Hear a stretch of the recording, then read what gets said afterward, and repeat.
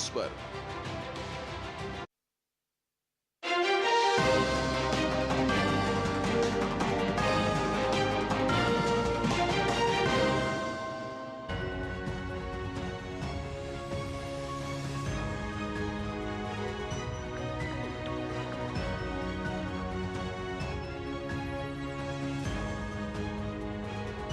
नमस्कार, DD news पर आप देख रहे हैं समाचारों का बुलेटिन। मैं हूं लाल चंद्र सिंह। देखेंगे देश और दुनिया की तमाम खबरें, लेकिन सबसे पहले इस समय की हेडलाइंस। 9 जून को होने वाले शपथ ग्रहण समारोह की तैयारियां जारी। समारोह में हिस्सा लेने के लिए भारत पहुंच रहे हैं विदेशी मेहमान। दिल्ली पहुंचने पर बांग्लादेश की प्रधानमंत्री शेख हसीना का भव्य स्वागत, तो सेशल्स के उपराष्ट्रपति भी पहुंचे दिल्ली। शपथ ग्रहण समारोह के कारण कल से 2 दिनों तक दिल्ली में नो फ्लाई जोन। कई स्तर पर बढ़ाई गई सुरक्षा। राष्ट्रपति भवन की सुरक्षा के लिए अर्धसैनिक बल, एनएसजी कमांडो, ड्रोन और स्नाइपर्स तैनात। राजस्थान के किसानों के लिए बड़ी खुशखबरी। मुख्यमंत्री भजन लाल शर्मा ने किसान सम्मान निधि में 2000 रुपए की बढ़ोतरी का किया ऐलान।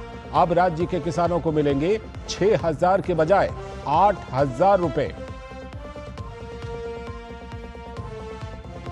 नीट यूजी परीक्षा में किसी भी तरह की अनियमितता के आरोपों को एनटीए ने किया खारिज। कहा सिर्फ 6 सेंटर और करीब 1600 अभ्यर्थियों के मामले की पड़ताल के लिए बनाई गई है जांच कमेटी। कमेटी की सिफारिशों का दायरा 6 सेंटर तक ही सीमित। पूरे देश की परीक्षा पर नहीं पड़ेगा असर। हैदराबाद में राजकीय सम्मान के साथ होगा रामोजी राव का अंतिम संस्कार। प्रधानमंत्री नरेंद्र मोदी ने कहा, भारतीय मीडिया में क्रांति लाने वाले दूरदर्शी व्यक्ति ने पत्रकारिता और फिल्म जगत पर छोड़ी अमिट छाप। और खेल की खबरों में टी20 विश्व कप में आज ऑस्ट्रेलिया और इंग्लैंड के बीच होगा बड़ा मुकाबला, तो नीदरलैंड्स और दक्षिण अफ्रीका की टीमें भी होंगी आमने सामने। ये थी इस समय की हेडलाइंस। अब देखते हैं खबरों को विस्तार से। और सबसे पहले बात, तीसरी बार मोदी सरकार। एक बार फिर से नरेंद्र मोदी के हाथों में ही देश की कमान होगी। कल 9 जून की शाम नरेंद्र मोदी तीसरी बार प्रधानमंत्री पद की शपथ लेंगे। 2014 और 2019 के बाद अब फिर से अगले 5 सालों के लिए नरेंद्र मोदी प्रधानमंत्री बनेंगे। शपथ ग्रहण समारोह में हिस्सा लेने के लिए बांग्लादेश की प्रधानमंत्री शेख हसीना दिल्ली पहुंच चुकी हैं। दिल्ली हवाई अड्डे पर उनका भव्य स्वागत किया गया।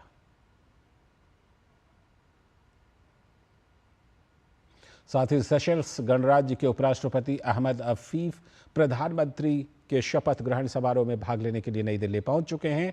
तो दिल्ली एयरपोर्ट पहुंचने पर सेशल्स गणराज्य के उपराष्ट्रपति का भी पारंपरिक तरीके से स्वागत किया गया।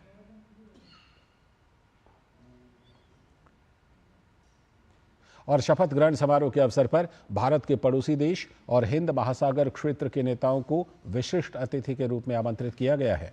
श्रीलंका के राष्ट्रपति रानिल विक्रमसिंघे, मालदीव के राष्ट्रपति डॉक्टर मोहम्मद मुइज़्ज़ू, मॉरिशस के प्रधानमंत्री प्रविंद कुमार जुगन्नाथ, नेपाल के प्रधानमंत्री पुष्प कमल दहल प्रचंड और भूटान के प्रधानमंत्री शेरिंग टोब्गे ने शपथ ग्रहण समारोह में शामिल होने का निमंत्रण स्वीकार कर लिया है। समारोह में भाग लेने के अलावा ये नेता राष्ट्रपति द्रौपदी मुर्मू की ओर से आयोजित भोज में भी शामिल होंगे। लगातार तीसरे कार्यकाल के शपथ ग्रहण समारोह में भाग लेने के लिए नेताओं की ये यात्रा भारत द्वारा अपनी पड़ोसी पहले नीति और सागर विजन को दी गई सर्वोच्च प्राथमिकता को ध्यान में रखते हुए है। खास बात यह भी है कि मोदी सरकार के शपथ ग्रहण समारोह में श्रमिकों और स्वच्छाग्रहियों को भी विशेष तौर पर आमंत्रित किया जा रहा है। और नई सरकार के शपथ ग्रहण समारोह में दिल्ली में देश और विदेश से आने वाले तमाम वीवीआईपी मेहमान इकट्ठे होंगे, तो इसके लिए सुरक्षा व्यवस्था के कड़े इंतजाम किए जा रहे हैं। दिल्ली पुलिस ने 9 और 10 जून के लिए दिल्ली को नो फ्लाई जोन घोषित किया है और निषेधाज्ञा लागू की है। इन 2 दिनों में paraglider, paramotors, hang glider, UAVs, UASs, microlight विमान जैसे उप पारंपरिक हवाई प्लेटफॉर्मों की उड़ान पर प्रतिबंध रहेगा। इसके साथ ही साथ बहुस्तरीय सुरक्षा व्यवस्था की जा रही है। राष्ट्रपति भवन की सुरक्षा के लिए अर्धसैनिक बल, एनएसजी कमांडो, ड्रोन और स्नाइपर को तैनात किया जाएगा। तमाम बड़े होटलों को भी सुरक्षा के घेरे में लिया गया है।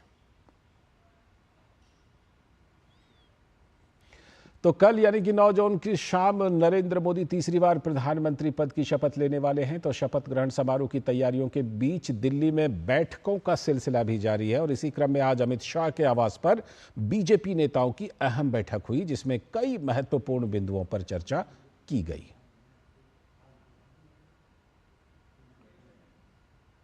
और उधर संसद के सेंट्रल हॉल में कांग्रेस संसदीय दल की भी बैठक समाप्त हो गई है। बैठक में वरिष्ठ कांग्रेसी नेता सोनिया गांधी को सर्वसम्मति से पार्टी के संसदीय दल का अध्यक्ष चुना गया है। बैठक के दौरान कांग्रेस पार्टी की ओर से आगामी लोकसभा के कार्यकाल के लिए पार्टी की भूमिका को लेकर भी चर्चा की गई। और लोकसभा चुनाव नतीजे आने के बाद कांग्रेस कार्यकारिणी समिति की भी बैठक हुई। पार्टी के अध्यक्ष मल्लिकार्जुन खड़गे के नेतृत्व में हुई बैठक में चुनावी नतीजों पर मंथन हुआ। कांग्रेस को इस चुनाव में 99 सीटों पर जीत हासिल हुई है, जो पिछले लोकसभा चुनाव के नतीजों से बेहतर है। इसके अलावा पार्टी के अंदर एक धड़े का मानना है कि राहुल गांधी को लोकसभा में पार्टी और विपक्ष के नेता का पद संभालना चाहिए। इस अहम विषय पर भी बैठक में मंथन हुआ। बैठक के बाद कांग्रेस के नेता के सी वेणुगोपाल ने कहा कि कांग्रेस कार्य समिति ने सर्वसम्मति से प्रस्ताव पारित कर राहुल गांधी से लोकसभा में विपक्ष के नेता का पद स्वीकार करने का अनुरोध किया है, लेकिन फिलहाल राहुल गांधी के जवाब का इंतजार है। Congress Working Committee unanimously passed the resolution requesting Rahul Gandhi ji to accept the position of leader of opposition in the Lok Sabha. He replied that he will think about it. और Telugu Desam party यानी TDP के अध्यक्ष N Chandrababu Naidu 12 जून को विजयवाड़ा में आंध्र प्रदेश के मुख्यमंत्री पद की शपथ लेंगे। एन चंद्रबाबू नायडू अपने सलाहकारों द्वारा तय शुभ समय सुबह 11:27 पर शपथ लेंगे। शपथ ग्रहण समारोह विजयवाड़ा में गन्नावरम एयरपोर्ट के पास केसरपल्ली आईटी पार्क में आयोजित किया जाएगा। राज्यपाल एस अब्दुल नजीर उन्हें पद एवं गोपनीयता की शपथ दिलाएंगे।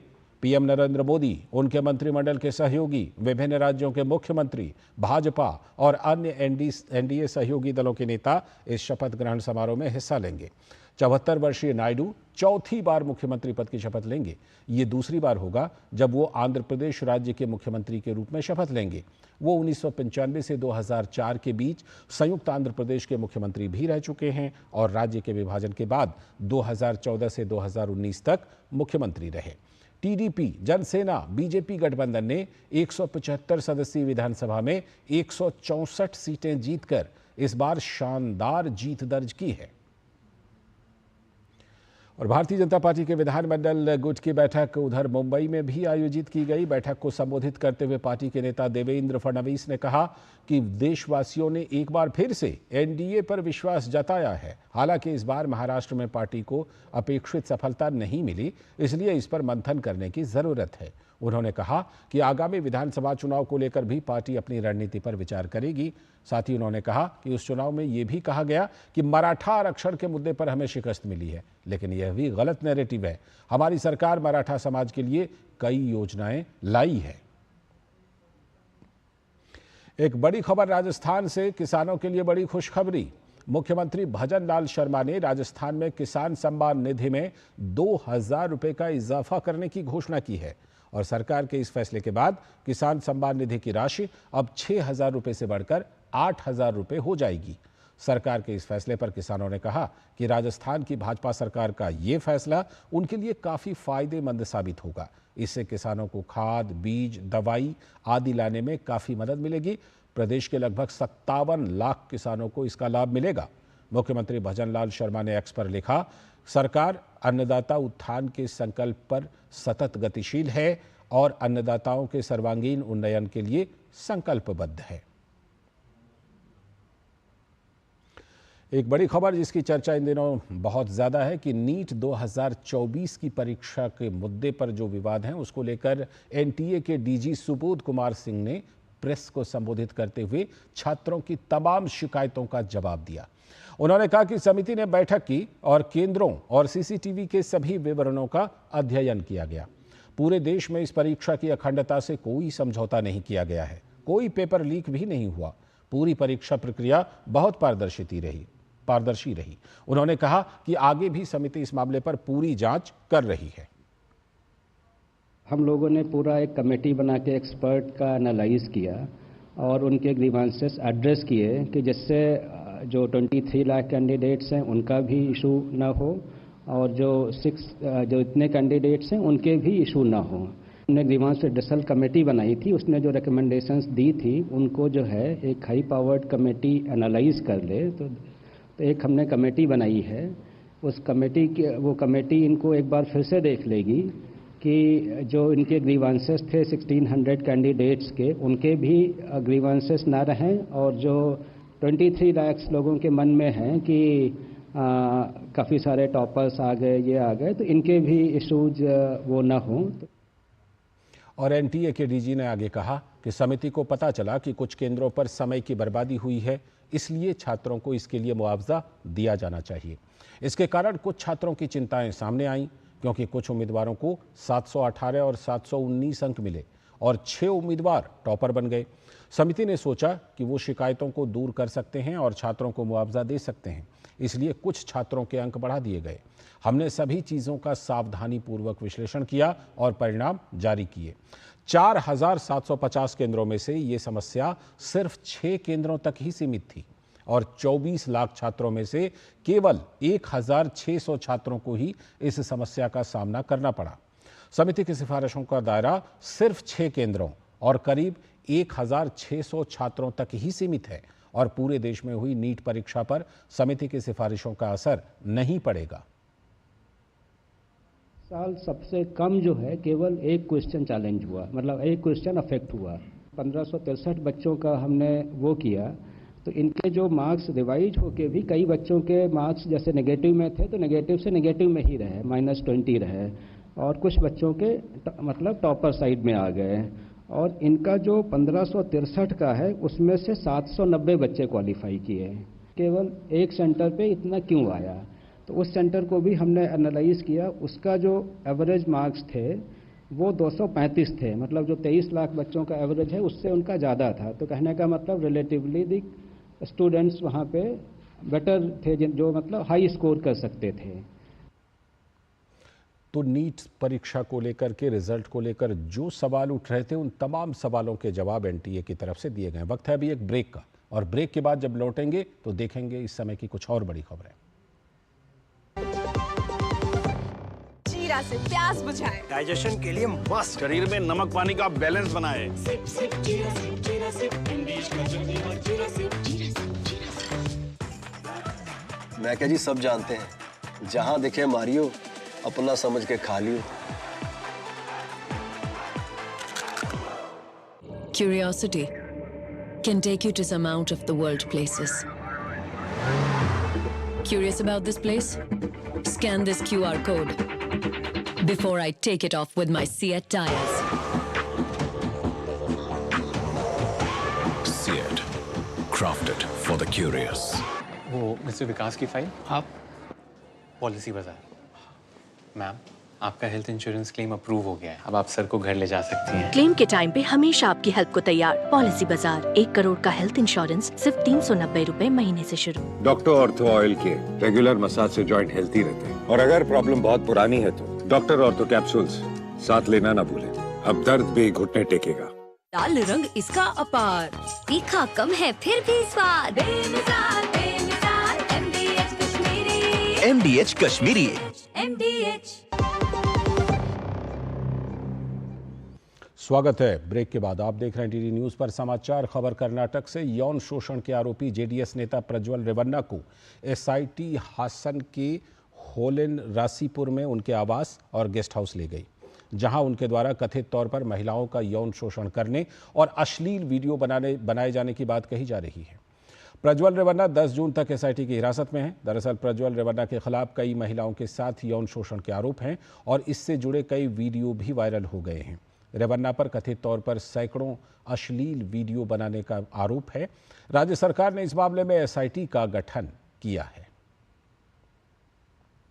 इधर उत्तर प्रदेश में आगजनी मामले में सपा विधायक इरफान सोलंकी को सजा मिलने पर पीड़िता नजीर फातिमा ने खुशी व्यक्त की है।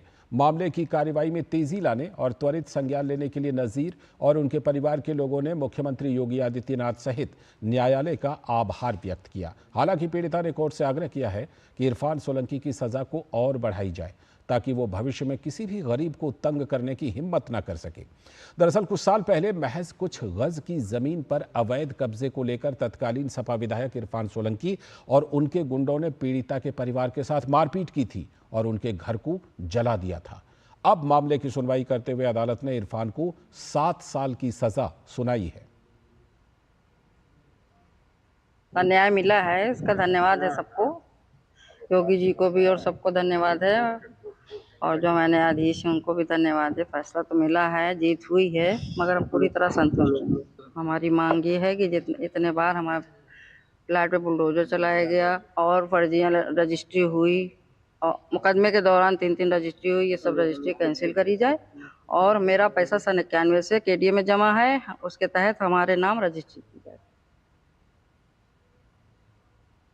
तब सपा की सरकार थी, हमारे घर पे हाईकोर्ट का स्टे होने के बावजूद मेरे घर पे बुलडोज़र चलाया गया 3, हमारी कहीं भी सुनवाई नहीं होती थी और हमारे 2 भाइयों की जान इसी प्लाट के चक्कर में ले ली गई। मेरे पापा की जान इसी में चली गई।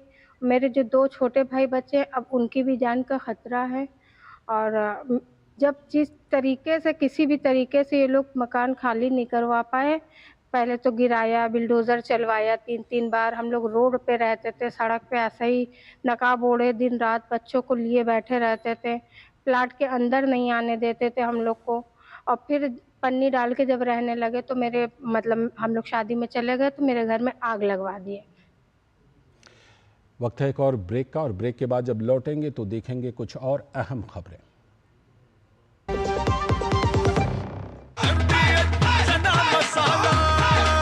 अब छोलिया हो या लोबिया, सफेद चने या काले चने, सब कुछ मजेदार बने। तेरी होने वाली मदर इन लॉ कुछ ज्यादा ही ट्रेडिशनल है। ट्रेडिशनल लोग ज्यादा इमोशनल होते हैं। तो भाई साहब अब कोई किसी की लाइफ में आग नहीं लगा पाएगा। समर कूल, जो हर दिल करे कबूल। गोल्डी छोले मसाले, जहाँ जाए रिश्ते बनाए, जहाँ जाए रिश्ते बनाए। गोल्डी मसाले स्वाद से सबको दीवाना कर दे, दीवाना कर दे। पता का चाय, गजब का स्वाद। स्वागत है ब्रेक के बाद। आगे की खबरों में देहरादून स्थित भारतीय सैन्य अकेडमी IMA में आज पासिंग आउट परेड के बाद 355 जेंटलमैन कैडेट्स भारतीय सेना का अभिन्न अंग बन गए। इसके साथ ही मित्र देशों के 39 विदेशी कैडेट्स भी आज पास आउट हुए। एकेडमी के चेडवुड ड्रिल स्क्वायर में कैडेटों ने कदमताल करते हुए विजय धुन पर परेड मार्च किया। इस मौके पर सेना के हेलीकॉप्टरों ने पुष्प वर्षा की।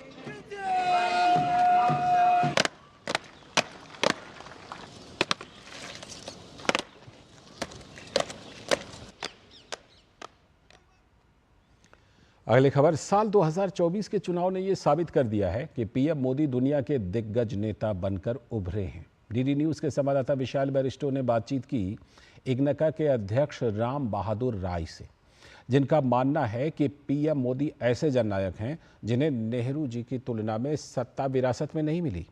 देखिए ये बातचीत। सेकेंड वर्ल्ड वॉर के बाद ऐसे बहुत से राष्ट्राध्यक्ष रहे जो 3 बार जिन्होंने पदभार ग्रहण किया। उसमें जवाहरलाल नेहरू भारत के, मार्गरेट थैचर और अब हैं प्रधानमंत्री नरेंद्र मोदी। अगर हम इनका कंपैरिजन करें तो प्रधानमंत्री नरेंद्र मोदी तीसरी बार भी जो उनको पॉपुलैरिटी ग्राफ है उनका, वो आगे से आगे बढ़ता ही चला जा रहा है। इस पर बातचीत करने के लिए मेरे साथ है राम बहादुर राय जी। आइए हम उनसे बात करते हैं। राम बहादुर जी, किस तरह से देखते हैं अगर हम इंडियन कॉन्टेक्स्ट की बात करें, खास तौर से जवाहरलाल नेहरू और प्रधानमंत्री नरेंद्र मोदी?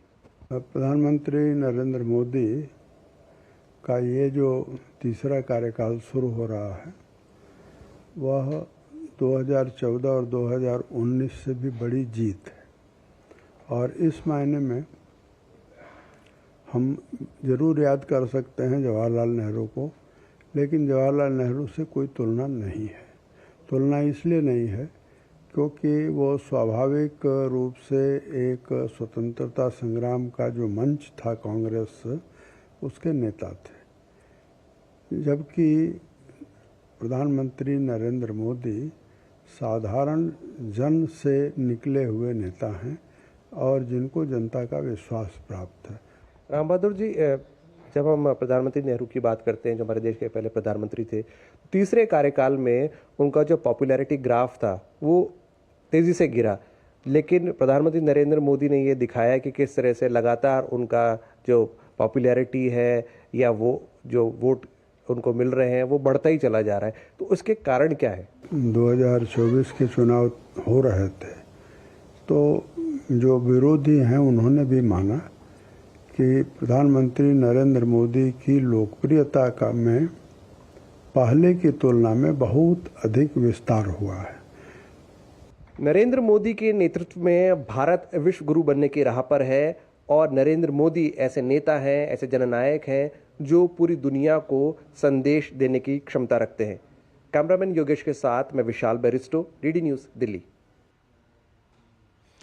और अब एक दुखद खबर, मीडिया जगत की एक प्रसिद्ध हस्ती इनाडू और रामोजी फिल्म सिटी के संस्थापक रामोजी राव का आज सुबह तेलंगाना के हैदराबाद में निधन हो गया। रामोजी राव का हैदराबाद के स्टार अस्पताल में इलाज चल रहा था। आज सुबह उन्होंने अंतिम सांस ली। तेलंगाना सरकार ने राजकीय सम्मान के साथ अंतिम संस्कार की घोषणा की है। रामोजी राव को आइकॉनिक मीडिया बैरन और फिल्म मुगल कहा जाता था। एक मध्यम वर्गीय परिवार में जन्मे रामोजी राव ने बिजनेस और फिल्मों की दुनिया में खूब नाम कमाया। उन्होंने रामोजी ग्रुप की नींव रखी, जिसमें दुनिया का सबसे बड़ा film studio Ramoji film city, ETV network और इनाडू तेलुगु अखबार भी आता है। कई सुपरहिट तेलुगु फिल्मों को बनाने का श्रेय रामोजी राव को जाता है।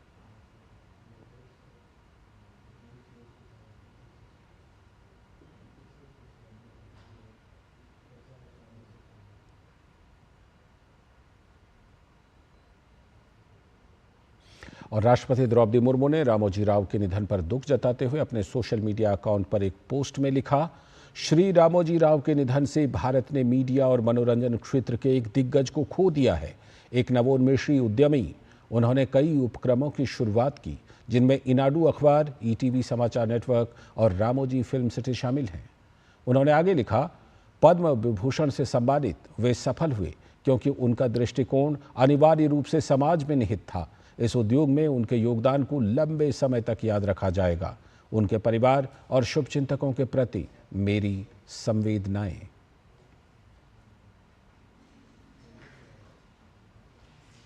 और प्रधानमंत्री नरेंद्र मोदी ने भी रामोजी राव के निधन पर शोक व्यक्त किया। उन्होंने अपने सोशल मीडिया प्लेटफॉर्म एक्स पर पोस्ट करके संवेदना प्रकट की। उन्होंने सोशल मीडिया पर एक तस्वीर भी पोस्ट किया और लिखा, रामोजी राव गारू का निधन बेहद दुखद है। वो एक दूरदर्शी व्यक्ति थे जिन्होंने भारतीय मीडिया में क्रांति लाई। उनके समृद्ध योगदान ने पत्रकारिता और फिल्म की दुनिया पर एक अमिट छाप छोड़ी है। अपने उल्लेखनीय प्रयासों के माध्यम से उन्होंने मीडिया और मनोरंजन जगत में नवाचार और उत्कृष्टता के नए मानक स्थापित किए। भारत के विकास के लिए रामोजी राव गारू को जुनून था।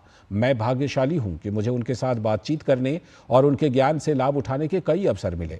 मैं उनके परिवार, दोस्तों और अनगिनत प्रशंसकों के प्रति इस कठिन समय में संवेदना व्यक्त करता हूं। वक्त है एक और छोटे से ब्रेक का। ब्रेक के बाद लौटेंगे तो देखेंगे कुछ और बड़ी खबरें। अब तक टेस्टी राजमा बनाना नहीं आया। बिना MDH राजमा मसाला के टेस्टी राजमा कैसे बनेगा? MDH राजमा मसाला। क्या स्वादिष्ट राजमा बनाए। MDH। मैं कैप्टन होता ना, ओपन कराता। अब हर कोई ओपन करेगा तो मैच कौन क्लोज करेगा? तो भाई साहब, अब कोई किसी की लाइफ में आग नहीं लगा पाएगा। समर कूल, जो हर दिल करे कबूल। Curiosity can take you to some out of the world places. Curious about this place? Scan this QR code before I take it off with my Seat tires. Seat, crafted for the curious. घुटना, कंधा या कमर, चाहे जैसा हो दर्द, doctor ortho आपको देता है दर्द से पूरी आजादी। ये कोई टेम्पररी पेन किलर नहीं, आयुर्वेदिक औषधि है। सर, आप बहुत लकी हैं कि आपके बेटे ने हेल्थ इंश्योरेंस और बाकी सारी फॉर्मेलिटीज टाइम से पूरी कर दी है। मेरा बेटा?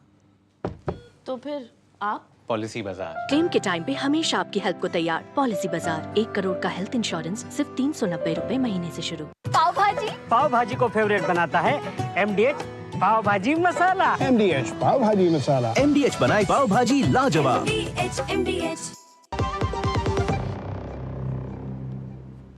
स्वागत है। ब्रेक के बाद अंतर्राष्ट्रीय खबर में इजरायली सेना ने जानकारी दी है कि इजरायली सेना, इजरायली पुलिस और इजरायली स्पेस एजेंसी द्वारा चलाए गए संयुक्त अभियान में हमास द्वारा बंधक बनाए गए 4 लोगों को रिहा कराने में कामयाब रही है। इन 4 लोगों को बीते 7 अक्टूबर को इजरायल में हो रहे नोवा संगीत समारोह से गाजा के हमास आतंकवादियों ने अगवा कर लिया था। रिहा होने वाले लोगों में एक महिला समेत 3 पुरुष शामिल हैं। नोवा आर्गामान, अलमोग मीरजान, श्लोमे जिव और एंड्री कोजलोव नामक सभी 4 बंधक करीब 245 दिनों के बाद गाजा से वापस इजरायल पहुंच गए हैं। खबर खेल के मैदान से। T20 क्रिकेट विश्व कप में आज तीसरा मैच नीदरलैंड्स और दक्षिण अफ्रीका के बीच खेला जाएगा। भारतीय समय के मुताबिक यह मुकाबला शाम 8 बजे शुरू होने वाला है। मौजूदा विश्व कप में दोनों टीमें एक मैच जीत चुकी हैं। आज दोनों टीमों की कोशिश दूसरा मैच जीतकर तालिका में शीर्ष पर काबिज होने की होगी।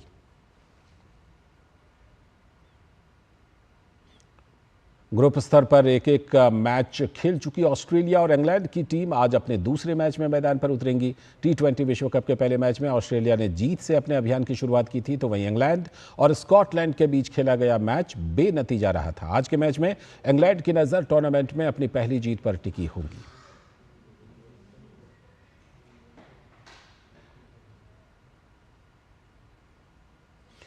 तो क्रिकेट प्रेमियों की जरूर इन मैचों पर नजर होगी। फिलहाल इस बुलेटिन में इतना ही, लेकिन DD न्यूज़ पर खबरों और कार्यक्रमों का सिलसिला लगातार जारी है। नमस्कार।